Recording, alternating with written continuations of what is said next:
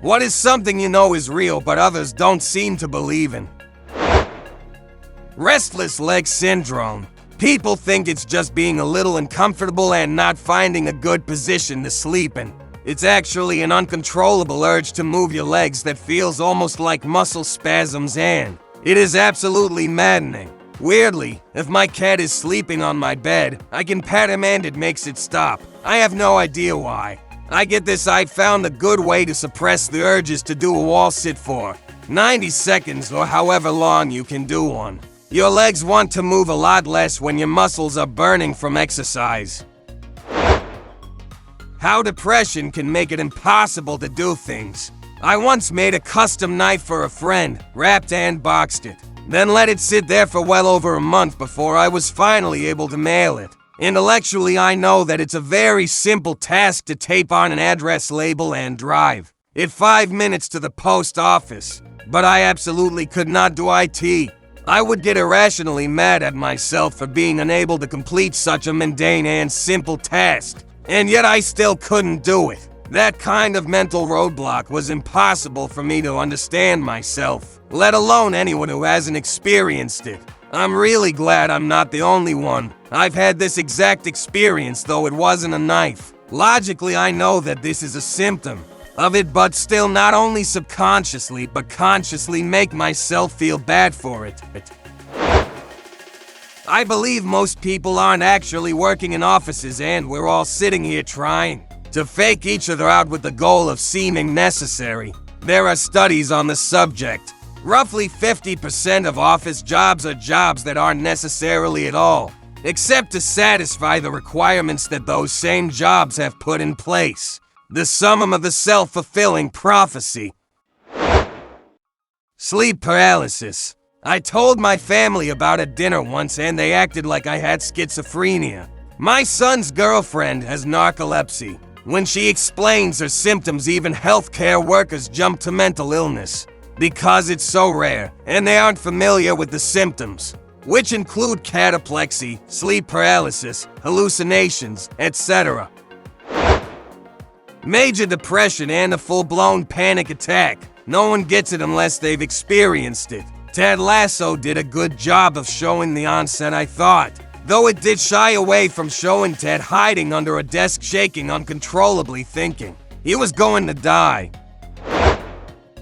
The sensation of deja vu, whether real or not. I believe that our best theory regarding deja vu is that it's when an event is miscategorized into our long-term memory as soon as it happens, instead of short-term memory where it belongs. So while thinking about the thing that just happened, we're accessing the part of our brain usually reserved for more distant memories, thus making us feel like it happened before. Edit the number of people in the replies claiming that their version of deja vu is that they and or their dreams can predict the future is amusing.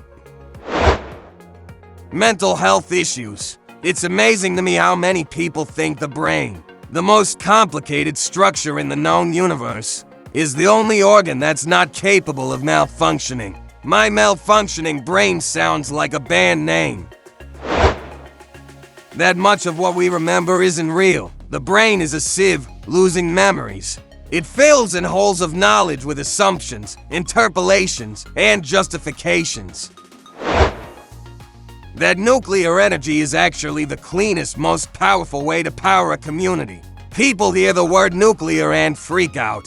They think that somehow they have a bomb sitting in their community. They think Chernobyl is the norm. In reality, there were a lot of things that led up to the Chernobyl disaster that would not happen in any of the modern nuclear reactors that provide power to much of the world. With good regulation, safety, standards, and upgrades, nuclear power is clean, plentiful, cheap, and efficient. But people get so freaked out by the word nuclear they assume it's bad and they'll put oil in the furnace instead. It's weird that people see every other machine get improvements and become more efficient and safer, but they don't think that nuclear engineering and design would follow the same path. Go look at some of the power tools your grandfather used in the 1930s and 1940s. Then compare it to modern tools. Nuclear designs have similarly had decades of improvements and refinements. to make them safer, and they actually are not only the cleanest but the safest injuries per MWHR, other than solar power.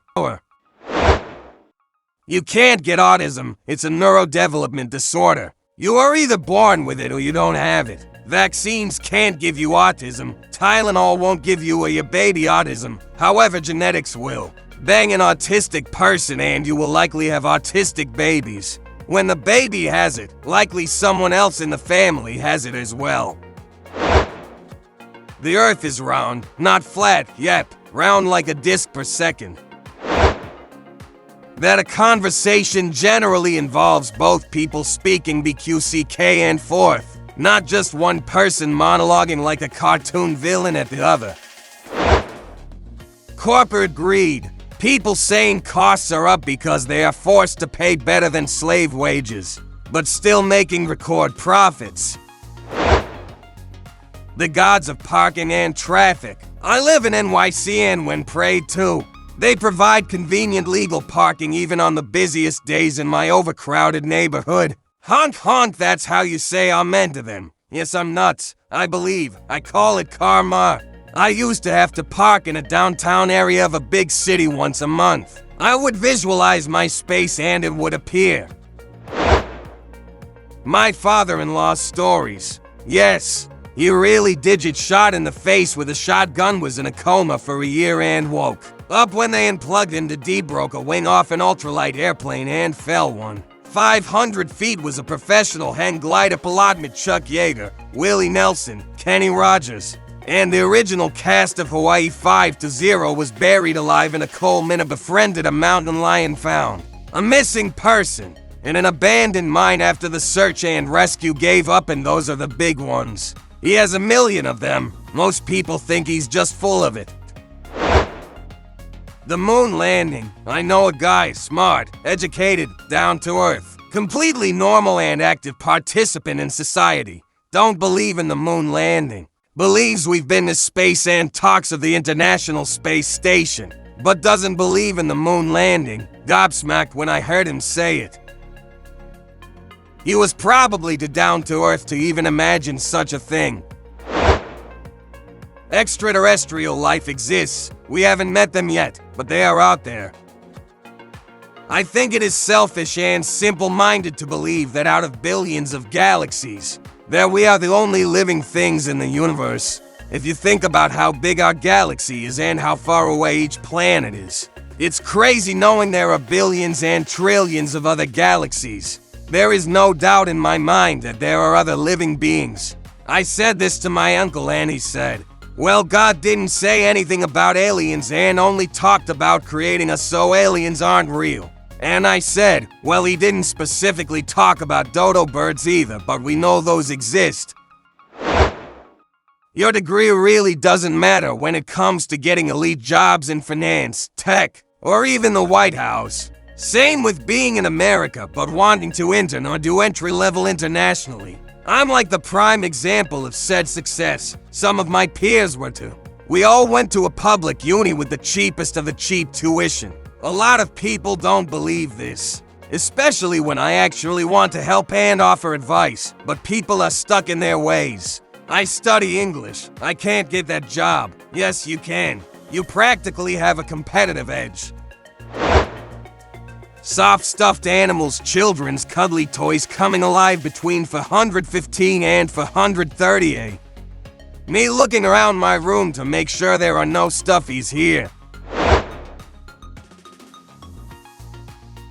I spent a night at a friend's house and in the morning she made breakfast. Really excellent thick cut bacon, eggs and toast.